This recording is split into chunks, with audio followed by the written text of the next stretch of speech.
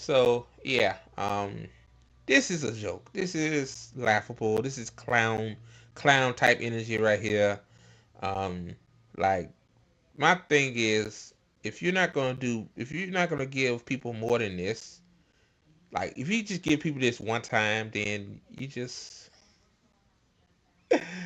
like it costs almost 400 grand to raise a child these days. So one check of not even 1% of that. What 0.0001% of that? Like you gotta be kidding me.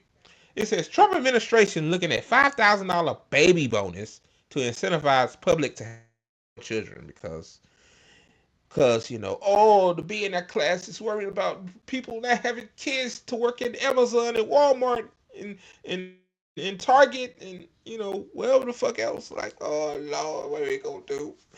So yeah, that's the reason why. Let me play this video right here. Then I'm gonna read a little bit of it.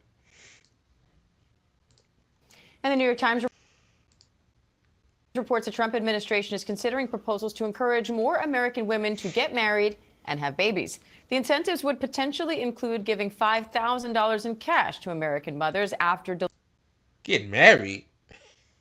You ain't gotta get married to have a kid. Like you can't force people to just marry anybody to have a kid for $5,000 for one time. The fuck? I heard what that woman just said. Come on, man. delivery and funding programs to educate women on their menstrual cycles. The administration officials have publicly promoted the pro-natalist movement on several occasions. I want more babies in the United States of America. And I want beautiful young men and women who are. Yeah, I want more babies so they can work at my BNF buddies company to make them more money. Just say that. Just say that, man. You don't care about these kids. You don't care about kids, man. If you people actually cared about kids, then they wouldn't go to bed hungry, or you will make you'll fund them to have free school lunch, free school breakfast. Like y'all want to get rid of that. So yeah, miss me with that crap, man. Like there's more stuff I want to say about these people, but I'm trying to hold back so I don't get our channel debunked. I mean, uh, taken off YouTube. Jeez. Eager to welcome them into the world and eager to raise them. The birth rate is very low in almost every country. And unless that changes, civilization will disappear. America had the lowest birth rate, I believe, ever. That was last year. I'll be known as the fertilization president. That's okay. That's not bad. The crazy thing is, y'all don't believe in IVF, but you should have more kids. These people just talk on the side of their damn mouth. They don't know what the hell they be talking about. They just say anything to see if it sticks to the wall. Like I don't know, man. I just don't know. Fertilization president, but IVF is bad according to you people. I mean, you conservatives. Like I don't. Yeah, I don't get it. And New York Times reporter Caroline Kitchener joins me now to talk more about this. Caroline, thanks for coming on. I know you did a deep dive on this topic. So what else can you tell us about these potential incentives and the overall goal here? Well, we don't know what the Trump administration is going to do yet, but I had started hearing from sources that they were taking these meetings and they were having these conversations and they were saying to advocates who care very deeply about the declining birth rate, here, come to us, bring us your proposals. And so that's what they did. And they've really been hearing them out in recent weeks. So I think it's anybody's guess what they're going to do, but I think it's fair to expect them to do something. As we're talking about this, the national birth rate has declined since 2007. Last year, the CDC reported birth rates are at a historic low. So why are Americans having fewer children, and why is that? I give you a couple of reasons. One reason is because I mean the world is so diabolical, and the second reason is because people can't afford to have children. People can't afford it. Like, like people can't afford it. Like that should be the number one reason. But again, like I hear a lot of people say, I don't want to bring a baby into this evil world where fascism reigns, reigns, and now it's gone rogue. Like I don't blame them. I can't blame them. You can't blame them. So I mean, like, hopefully this New York Times reporter will say because of the economic situation. But let's see what she got to say. Just interesting to me. That's so significant. I think there are a lot of reasons for it, and different parts of this movement highlight different reasons in line with their goals. So, from social conservatives, from Christian conservatives, you'll hear talk about, the crisis of the traditional family and how media and politics is giving women kind of a different idea of what they should value, that they should value work over family. You hear them talk a lot about how people are having babies later, getting married later, or not getting married at all. And that's a really big concern for a lot of people that are very close to President Trump and this administration. You say the desire to increase funds to help mothers and babies could collide with other administration priorities. What do you mean by that? So basically, so basically, so basically, when she said the religious aspect of it, I really didn't thought about it like that. But yeah, that's not the reason. No, that's not the reason. Um, in my opinion. Well, we've seen big cuts in a lot of these agencies that are very relevant to some of these goals. For example, in the Department of Health and Human Services, we saw massive cuts to the Division of Reproductive Health. Now, that's something that's the IVF division was within that part of the department, and See you cut IVF research, but you want people to have more kids. Like IVF, like my thing is, if you want people to have more kids, you put more money into IVF in reproductive research. Why are you cutting it? No, it's waste, fraud, and abuse, according to him. Oh my God, bro. These people are sick. They sick. They sick. They say anything. and yet you've heard Donald Trump say, I am the fertilization president, I am the father of IVF, and making really big promises in that area. But yet you see these cuts. So I think, we have to see how, these priorities align with DOGE and potential cuts that we have seen and that we could see going forward. All right. New York Times reporter Caroline Kitchener, we appreciate your. All right, done with that. So it says the White House have been fielding proposals aimed at persuading people to marry and have children. The effort being pushed by outside groups focused on increasing the nation's birth rate after 5 years of decline. One such proposal has been pitched to the White House advisors as a $5,000 baby bonus to every American mother after she gives birth. Sounds like a good idea to me, President Trump said Tuesday when asked about the $5,000 incentive for new mothers. Um, when asked by ABC News about the proposal the administration had been fielding, White House Press Secretary Karen Levitt said the president is profoundly implementing policies to uplift American families. I mean, no, he's not, because people can't afford eggs, and people getting laid off, government employees that have families been laid off. So yeah, that's a lie. It says the president wants America to be a country where children can safely grow up and achieve their American dream. By what? Working in indentured servitude? No, indentured servitude, not slavitude. Indentured servitude. Like that's the American dream now. Um, as a mother myself, I am proud to work for a president who is taking significant action to leave a better country for the next generation. Levitt said. It's funny because people know they're lying. Sources caution that while advisors are considering the idea, Trump hasn't made a final decision on any other proposal.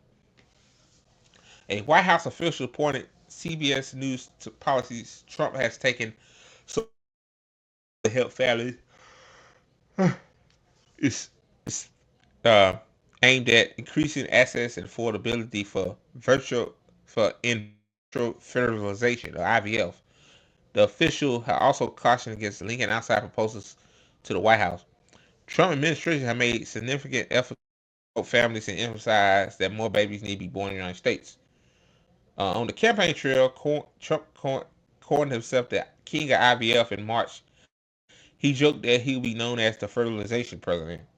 Um, and it says here, J.D. Vance also made a concerted effort to encourage people to have more kids during the 2024 campaign. Vance said the child tax credit should be expanded, stating that he would love to see it $5,000 per child, but he noted it needs to be worked out with Congress to see its viability. And this asshole know good and damn well that they're not gonna give kids $5,000 a month. And then ain't JD Vance the same one that claims that he for the child tax credit, but it when it was put up for a vote to expand it longer, he wasn't present to vote for it. And people think these people.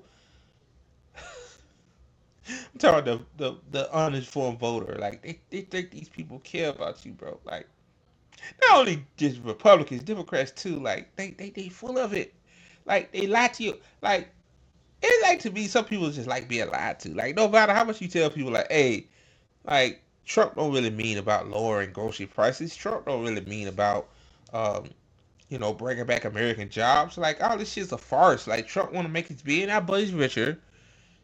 That's that. Like that's all he cares about. Like why he think he let Elon ran roughshod for 120 days because Elon paid his way to be in the White House.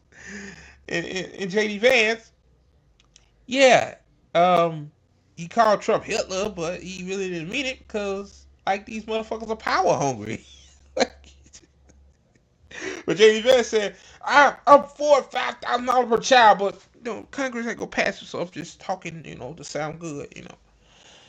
Oh God, oh God, man.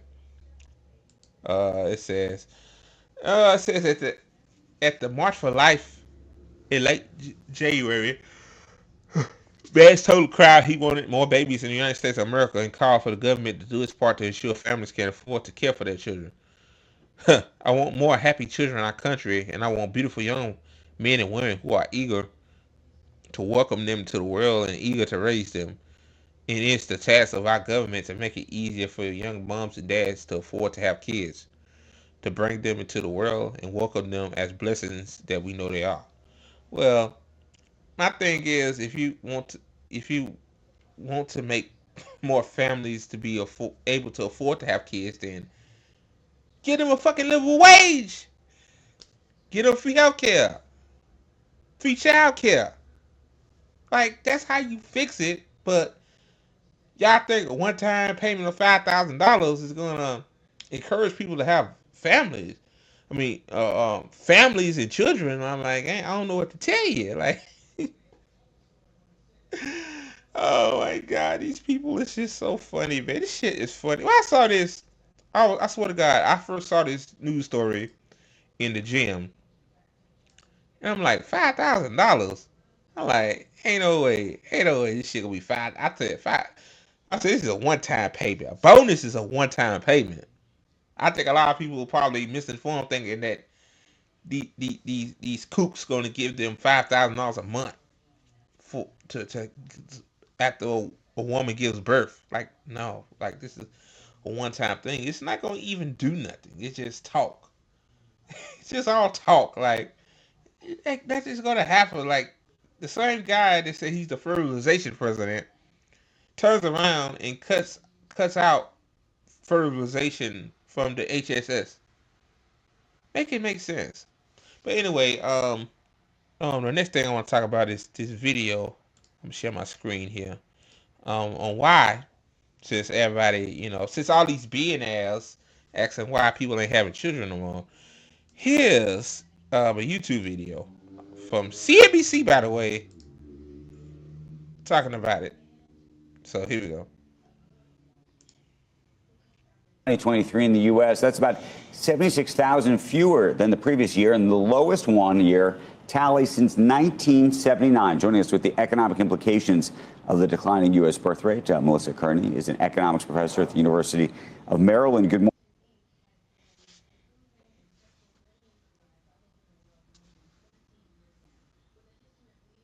morning to you. Somehow every story relates back to Elon Musk one way or another, and this is an issue that he's been talking about for quite some time, Melissa. How bad is it, and when do we have to really start worrying about it? Yeah, well, first, thanks for having me on, Andrew. So it's actually quite likely that in the not too distant future, the global population is going to decline. But in the U.S., we're facing a shrinking working age population pretty imminently. So I think that's something that we need to be worried about. Our working age population has been stagnant for a while. My thing is too. Then I'm gonna let her continue. If the world wasn't so shitty, yeah, birth rate would be even higher. Like the reason why the baby boomer era in the 50s and 60s was a success is because people's needs was met. I mean, like people's needs aren't being met, so people are being overworked. People are being stressed out. I don't think it's good for a woman to be pregnant while being stressed. Like that's not good for the child. Like, so if the woman needs was met, making sure she don't have a big old bill. And also too, I found out too on Red Note. I love Red Note, man. Shout out to Red Note. There's a lot of people say that $5,000 bonus don't even cover delivery and stuff. Like, when a woman delivers a baby. So yeah, like, not even enough. Man. But I let her continue. I just thought about that and I had to pause this video. Here we go.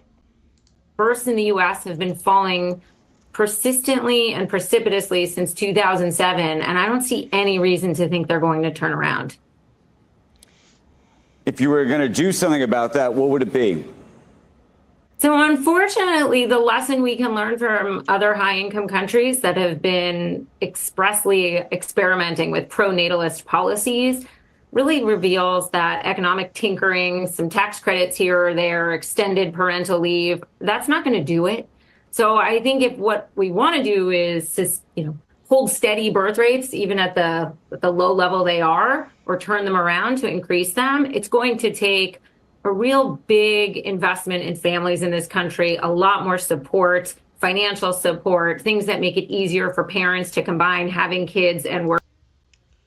So basically, she's saying,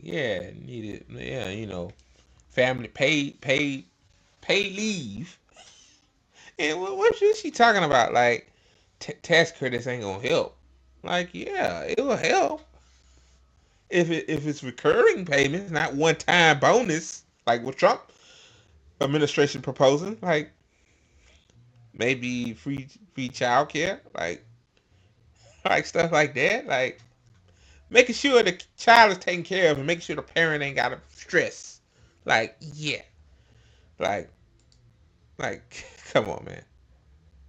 Working, really a dramatic reorientation of society toward a more family-friendly society.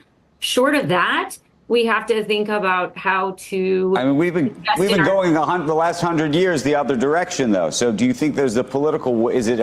So it would have to be a political will almost. What would be a good country to look at as an example of a country that's turned this the right direction? Yeah, so this is actually a really interesting point. I think this is why this major challenge has snuck up on us, is because people have had in mind since the 1960s this misguided worry about overpopulation. So you're right, people have been celebrating declines in birth rates, and now all of a sudden we're starting to realize that that's actually going to be really bad for our fiscal situation and our economic dynamism. Yeah, see what she said? She said right there. That's why they want more women to have kids. The economic situation. Like, if you ain't got no worker, well, COVID, I mean, my thing is too, how you can have more kids, you want the population to grow when you can't even get when a pandemic comes, you can't even fucking like do that right. Like you can't protect your own people, you know. Like that's crazy. Like it show you how everything is tied into this. Like you like you killed off essential workers because you wanted to open up the economy, and some of those essential workers probably were immune compromised to COVID and stuff like that. Stuff like that, but yeah, let's have more kids because especially now since we're still in a pandemic, like people unfortunately some people unfortunately died. Yeah, like yeah, birth rates are declining, and don't you think that too? Pandemic had a lot to do with it. Like yeah, it was a lot. Yeah, there's some people that had kids during the pandemic, but like yeah, like people looking at the world situation, like yeah, I don't know, yeah, I don't know, I want to have a child at this, like I think everybody that wants to have kids want to wish the best for their child, like you really want to bring a child into this type of situation where like it's homeless people on every street corner of America. Climate change is crazy. Like Florida had two fucking strong hurricanes and extreme heat in Arizona, like 100 days, 100+ degree weather, and I want to bring a child into that. And we got you got the BNS owning everything. You got everybody else scattering for crumbs. Like, come on, man. Like, we got to stop this. It's funny, man.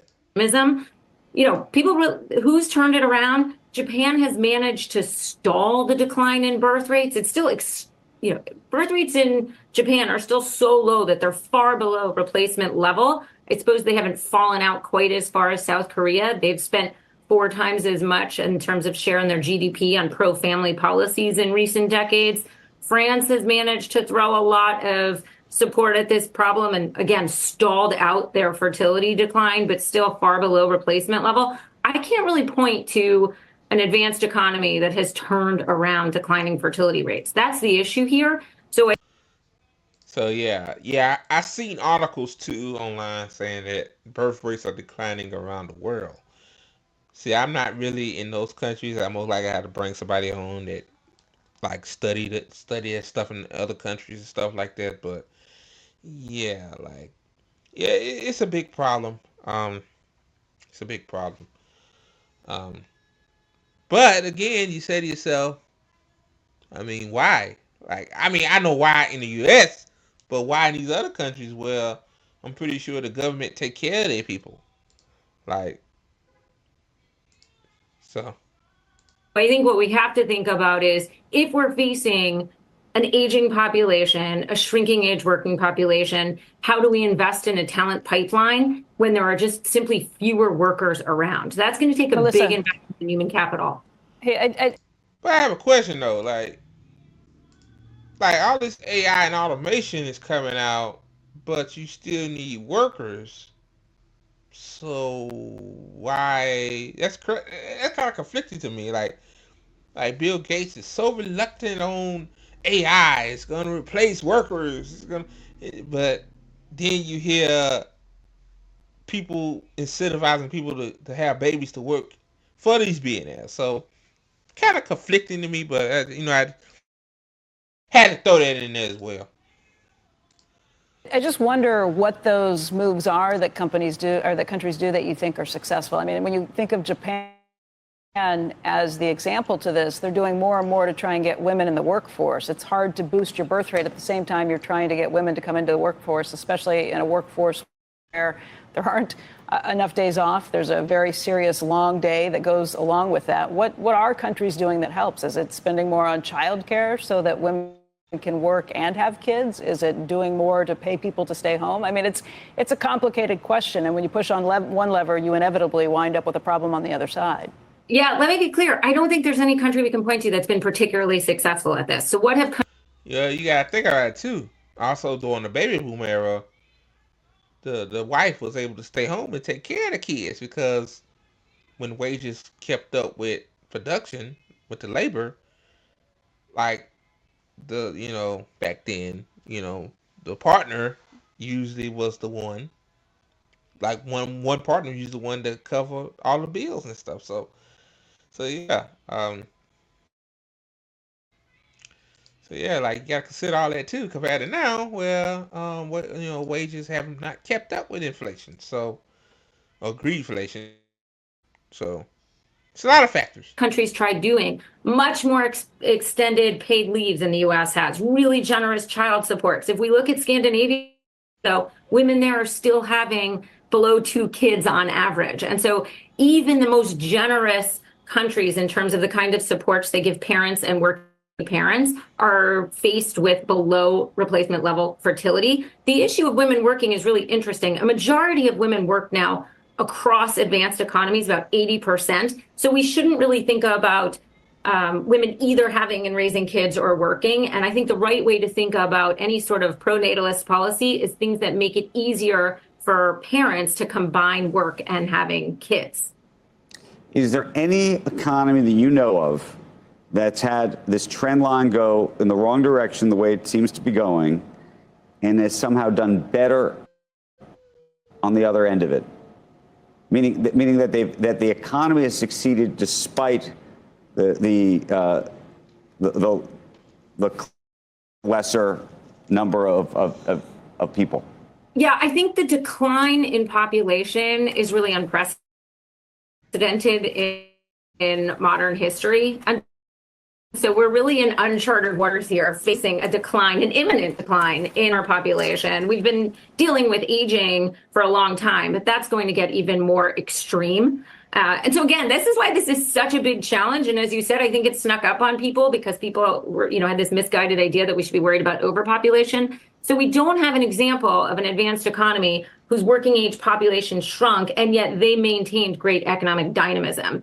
This is why I see this as a real major economic challenge that we need to be paying attention to. And to get back to your point at the beginning, Elon Musk has been that there. But my final thoughts on this is, I think worldwide, like my guess is that people look at the current situation, what's going on in the world as well, and say, pass on having kids. Like that's what I think.